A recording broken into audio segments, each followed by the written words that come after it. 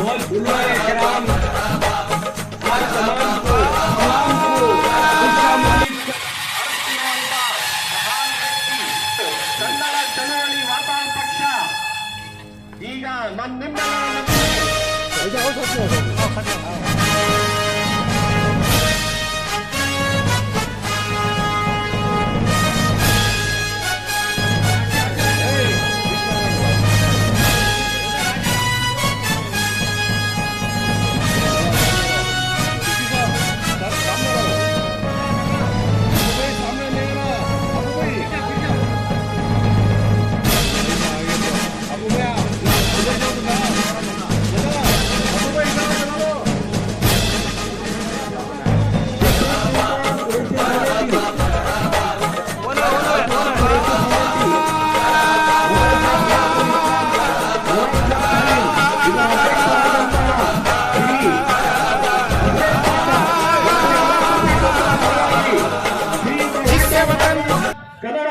ಅಜಿತ್ ಸೇಠ್ ಸ್ನೇಹಿತರುಗಳು ಬಹಳ ಜನ ಅವ್ರದೇ ಮುನ್ಸಿಪಲ್ ಅಧ್ಯಕ್ಷರು ಆಗಿದ್ರು, ಬಹಳ ಇದ್ರು. ಸಮಾಜವಾದಿ ಪಕ್ಷದಲ್ಲಿ ಗೋಪಾಲಗೌಡ ಪಕ್ಷದಲ್ಲಿ ಅಧ್ಯಕ್ಷರಾಗಿದ್ರು.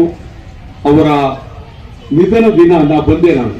ಕೊನೆಯ ದರ್ಶನ ನಂದೆ ಕಾದಿದ್ರು, ಕೊನೆಯ ದರ್ಶನ. ಇಂಥ ಒಬ್ಬ ವ್ಯಕ್ತಿ ಇವತ್ತು ನಿಜಕ್ಕೂ ನನ್ನ ಮನಸ್ಸಿನಲ್ಲಿ ಎಂದೆಂದೂ ಅಜಿತ್ ಸೇಠರ ಬಗ್ಗೆ ಗೌರವ ಇದೆ. ತನ್ವೀರ್ ಸೇಠ್ ಅಷ್ಟೇ ಪ್ರೀತಿ ಅಭಿಮಾನದ ಮೇಲೆ ನನ್ನ ಬಗ್ಗೆ ಬಹಳ ಗೌರವ. ಪಾಪ ತನ್ವೀರ್ ಸೇಠ್ ಮಂತ್ರಿ ಆಗಿದ್ದಾಗ ಅವ್ರ ಮನೆಗೆ ಹೋದ ತಕ್ಷಣ ಏನೋ ಅವರಿಗೆ ಒಂದು ಪ್ರೀತಿ ಅಭಿಮಾನ, ಯಾವುದೋ ಒಂದು ದೊಡ್ಡ ಶಕ್ತಿ ನಮ್ಮ ಮನೆಗೆ ಬಂತಲ್ಲ ಅಂತೇಳಿ ಬಹಳ ಪ್ರೀತಿಯಿಂದ ಎದ್ದು ನಿಂತು ಸ್ವಾಗತಿಸಿದ್ರು. ಇನ್ನು ನನಗೆ ಜ್ಞಾಪಕ.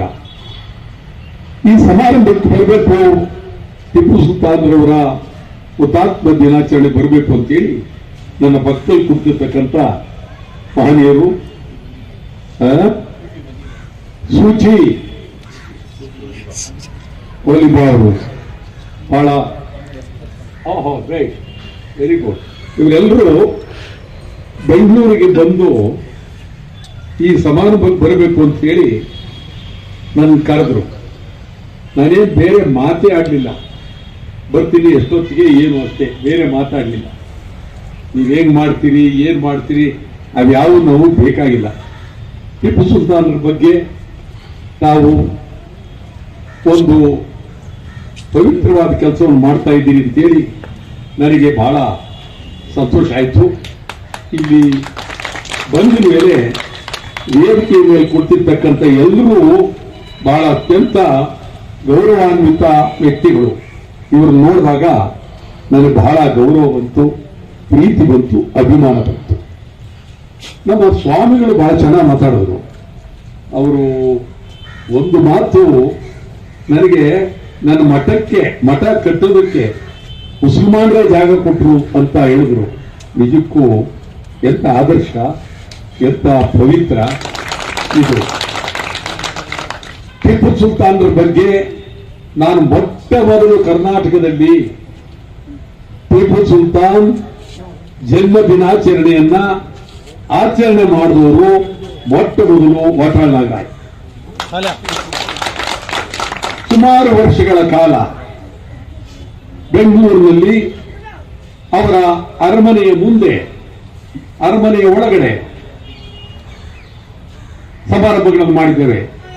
ಇದಲ್ಲದೆ ಶ್ರೀರಂಗಪಟ್ಟಣದ ಅವರ ಸಮಾಧಿಗೆ ನಾವು ಪ್ರತಿ ಸಾರಿ ಬಂದು ಟಿಪ್ಪು ಸುಲ್ತಾನ್ ಜ್ಯೋತಿ ಮೆರವಣಿಗೆ ಮಾಡಿದ್ದೀವಿ.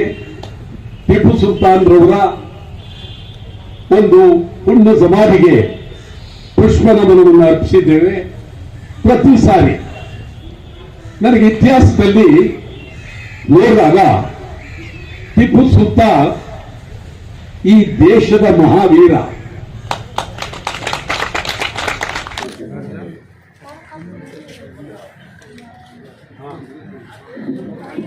दूसरा अवार्ड भी दिया दरखास्त करते हैं कि आप अपने ख्यालात का इजहार करें और उनके साथ साथ नहमदुहु व नसल्ली अला वफा की राह में सर देते ही बंदे खुदा वाले, वफा की राह में सर देते ही बंदे खुदा वाले, उजाला करते ही इस्लाम का सिद्क़ो सफ़ा वाले, जिहाद फी सबीलिल्लाह है मंजिल मुजाहिद की, नहीं दबते कभी बातिल से दीन मुस्तफ़ा वाले। और हैदर अली का जज्बा दिल नूर ऐन है, टीपू दकन की कर्ब बला का हुसैन है, दो रोजा जिंदगी है जियो शेर की तरह, जीने का हमको ढंग बताया, टीपू शहीद ने आजाद बन के जीना सिखाया, टीपू शहीद ने बरसों की जीस्त क्या है जियो शेर की तरह, जीने का हमको ढंग बताया, टीपू शहीद ने। जमीन और आसमान टीपू की अजमत से, बहादुरी से, दिलेरी से, शुजात से, हिम्मत से कोई अंदाजा क्या कर सकता है इनके जोरे बाजू का।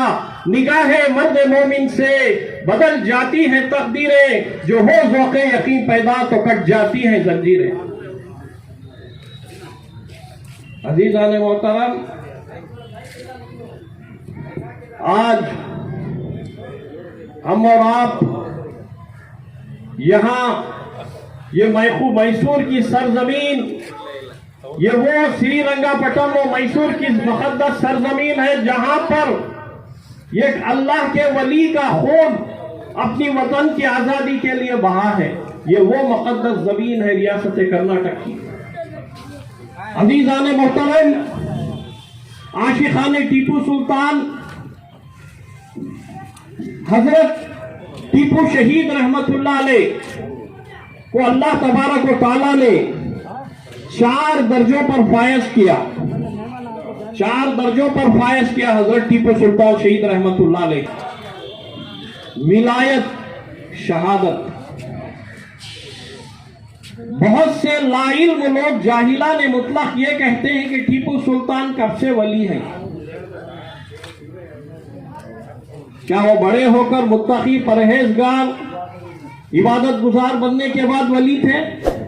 हरगिज नहीं। उनकी मां बीबी फातिमा फखरुन निसा जब मुराद मांगने हजरत टीपू मस्तान औलिया की बारगाह में गई और वहां पर दुआ की, तो हजरत आरकाट के हजरत टीपू मस्तान औलिया की बारगाह में दुर्वेश बैठे हुए थे। उनको इल्हाम हुआ अल्लाह का, उन्होंने कहा है बीबी जा तेरी दुआ कबूल हुई, अल्लाह तबारक व तआला तुझे एक ऐसा सूरमा अता करेगा जिसका नाम हजरत टीपू मस्तान औलिया के नाम से रखकर टीपू सुल्तान रखना। और हाँ, ये जो टीपू सुल्तान है इसे अल्लाह के रास्ते पर चलाना, ये अल्लाह वाला है। टीपू सुल्तान की पैदाइश से पहले एक अल्लाह वाले ने बशारत पेशन गोई दे दी, तब से टीपू सुल्तान अल्लाह के वली है, तब से टीपू सुल्तान अल्लाह के वली है। अजीज़ान मोहतरम, आज हजरत टीपू सुल्तान शहीद रहमतुल्लाह अलैह की मुखालिफत करने वाले ये वही लोगों की नस्लें हैं जिन्होंने उस जमाने में अंग्रेजों से हाथ मिलाकर अपने ही वतन से गद्दारी की थी।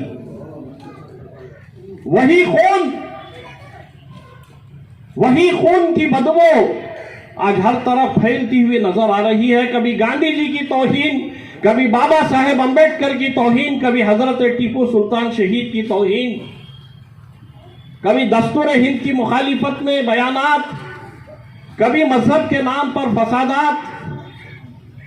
हजरत टीपू सुल्तान शहीद रहमतुल्लाह अलैह ने ये एक बात कही, हिंदू और मुसलमान मेरी 2 आंख है, हिंदू और मुसलमान मेरी 2 आंख है।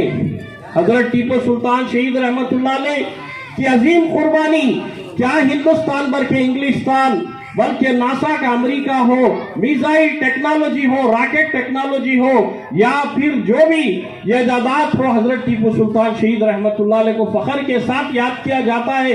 जिन अंग्रेजों के साथ वतन की आजादी के लिए टीपू सुल्तान शहीद रहमतुल्लाह अलैह ने जंग की थी, वो अंग्रेज आज भी हुर्मत के साथ टीपू सुल्तान को याद करते हैं, उनके आसार खदीमा को महफूज रखे हुए हैं और उनके आसार खदीमा की जियारत कराते हैं।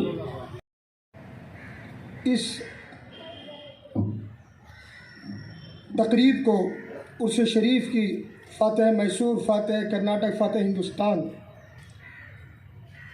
इस तकरीब को मनाने वाली कमेटी हज़रत टीपू सुल्तान शहीद रहमतुल्लाह अलैह के उर्स तकरीब की, और जिसमें इसके जानी मानी शख्सियत अफरोज़ पाशा साहब उर्फ अफूदा और उनके साथ जितने भी रुफ़क़ा हैं वो तमाम मिलकर जो आज टीपू सुल्तान शहीद रहमतुल्लाह अलैह की याद आपके उर्स शरीफ की तकरीब मनाने में शिरकत फरमा है, और जितने तमाम सामईन इकराम हैं और जितने सय्यिदना मौलाना मुहम्मद व अला आलि सय्यिदना मौलाना मुहम्मद व बारिक वसल्लम अस्सलातु वस्सलामु अलैका या रसूलल्लाह सल्लल्लाहु अलैहि वसल्लम जमा हुए हैं, एक अल्लाह के दोस्त की याद मनाने जमा हुए हैं, और एक ऐसे मुजाहिद का जिक्र हम करने जा रहे हैं जिस मुजाहिद ने सुबह क़यामत तक के लोगों ಸದಸ್ಯರಾದಂಥ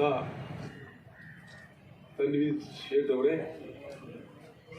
ವೇದಿಕೆ ಮೇಲೆ ಕುಳಿತು शंकर मूर्ति ने तौहीन की तो जूता फेंक कर मारने वाले असेंबली में वाटाल नागराज जी, जब कभी भी सुल्तान की तौहीन उठती है तो एक ही आवाज बुलंद होती है, श्री वाटाल नागराज। आज बहुत ही हमें फखर के साथ कहना है कि हमारा अफरोज पाशा साहब, जनरल सेक्रेटरी उर्स कमेटी जनाब एडवोकेट मुकर्रम साहब, वो आते ही होंगे।